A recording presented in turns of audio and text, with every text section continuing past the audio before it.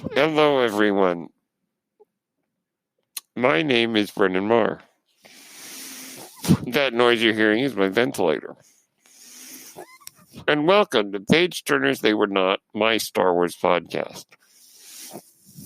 All right, today we are going to conclude our celebration week for the 40th anniversary of The Empire Strikes Back. Today is Friday, the day that we talk about the Force. So we are going to talk about the Force powers introduced to us in The Empire Strikes Back that were not seen in the original movie. And there are quite a few. So let's begin. The first one,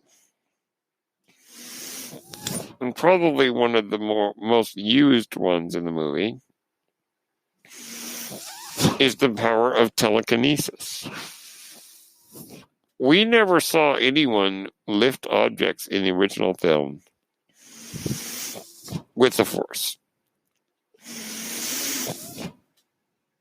You could argue that when Darth Vader choked Admiral Multi, that was a telekinesis of sorts, in basically using the Force to squeeze the guy's neck or to squeeze his windpipe.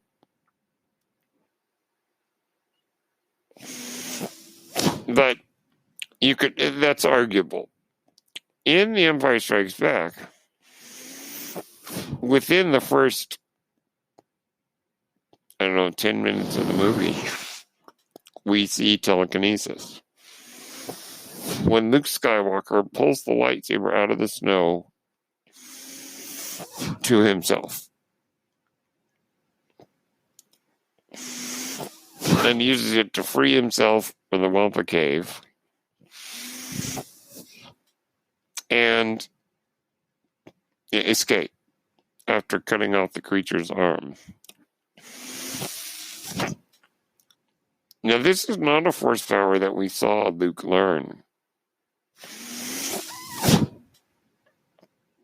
but he learned it sometime in between the events of the original film and The Empire Strikes Back, which is never specified on screen how much time that's been. But according to other canon materials, it was 3 years. So we see Luke first reaches for the saber, and nothing happens. He has to quiet his mind, calm himself, and you hear that swell of the Force theme music. And at first the lightsaber kind of moves a little, and then it pops out into his hand.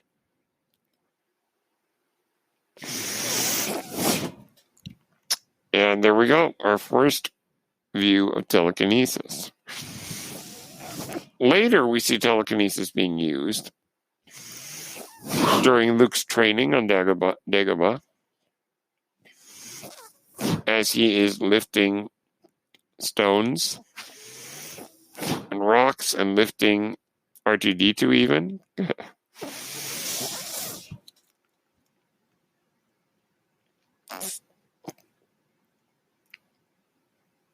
And things like that. And with Yoda on his foot for some reason. So yeah, we see a bit of telekinesis there. Lifting rocks, by the way, which later comes into play in The Last Jedi. And then, of course, we see Yoda's magnificent use of the Force to lift Luke's X-Wing out of the swamp.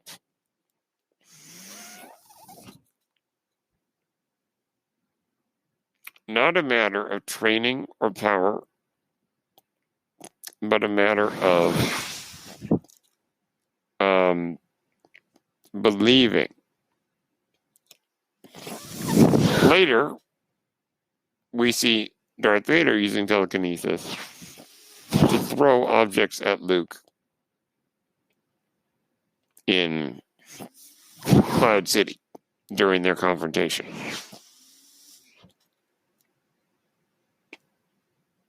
doing it fairly effortlessly, it seems. So telekinesis was something that we got to see in The Empire Strikes Back, which we did not see in the original film. Okay, we're going to take a short break. When we come back, we'll discuss 3 other new force powers. See you in a moment. Hello there, this is Brennan Marr, host of Page Turners They Were Not, a Star Wars podcast. And I'm here to tell you about Anchor. Anchor is the best way to make a podcast. Why is that? Well, first off, it's free. Yes, you heard me right. Anchor is free. Anchor has all the tools you need to make a podcast from your phone or your computer. Anchor will distribute your podcast for you on various platforms, including Spotify and Apple Podcasts. You can make money from your podcast. And get this, with no minimum listenership. That means you can make money even if no one listens to your podcast. That, of course, is not ideal, as Anchor will allow you to spread your podcast, bring in more viewers, and you can make more money because of it. Everything you need to make a podcast is in one place on Anchor. If you're interested, download the free Anchor app or go to anchor.fm to get started. Thank you, and may the Force be with you. And that was the word about our sponsor. Okay. All right, the next thing, Force Ghosts. Yes.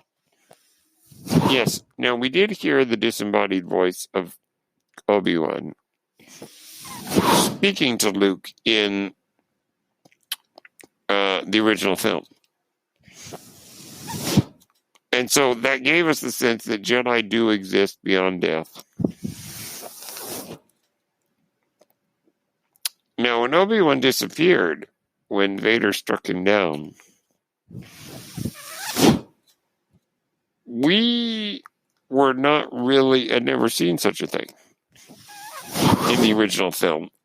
And so I wonder how many people at the time were confused and thinking that Obi-Wan had transported himself somewhere. Maybe, I don't know. That's an interesting thought. But nonetheless, we did hear the disembodied voice of Obi-Wan,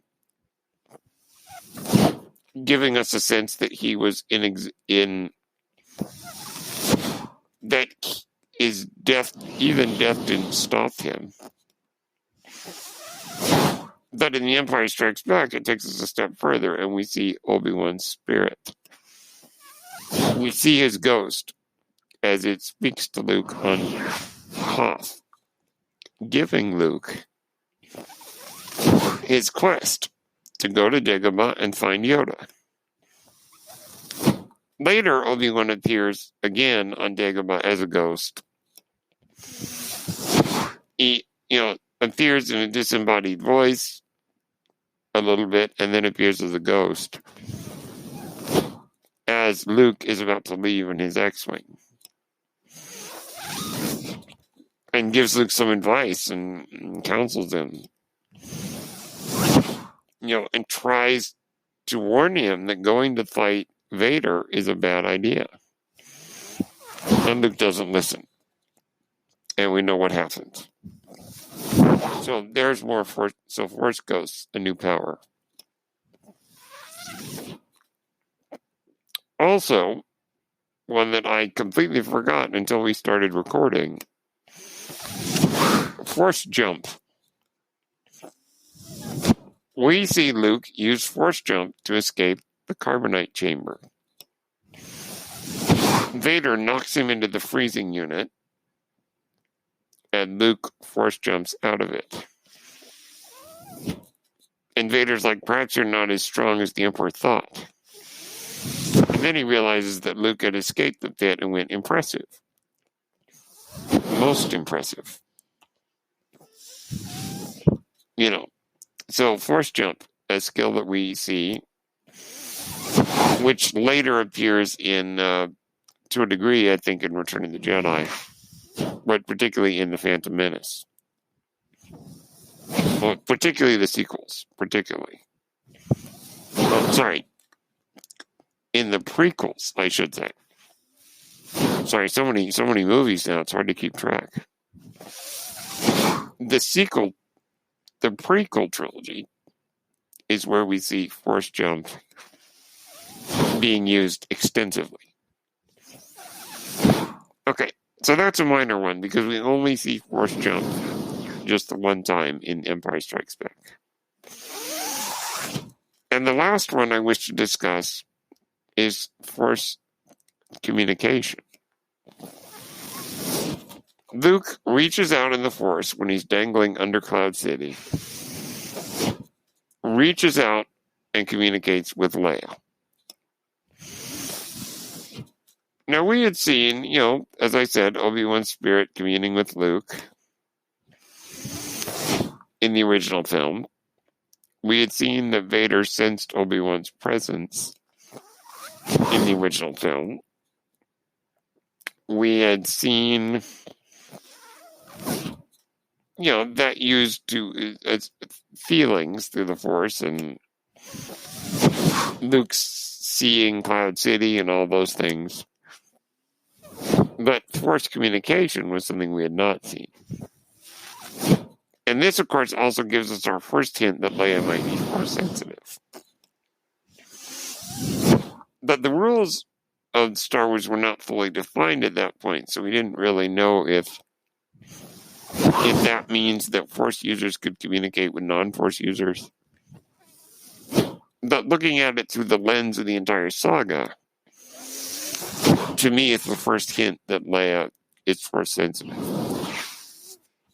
So we get that. Of being able to communicate.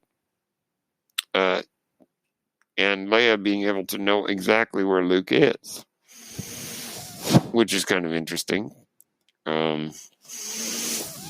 Whether he told her that or whether she just knew through his Force sense.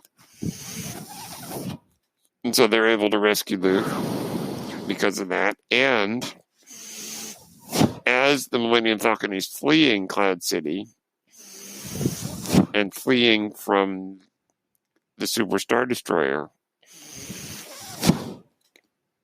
Vader and Luke are actually able to have a communication similar to what is later seen in the sequels, with Rey and Ben being able to communicate over long distance.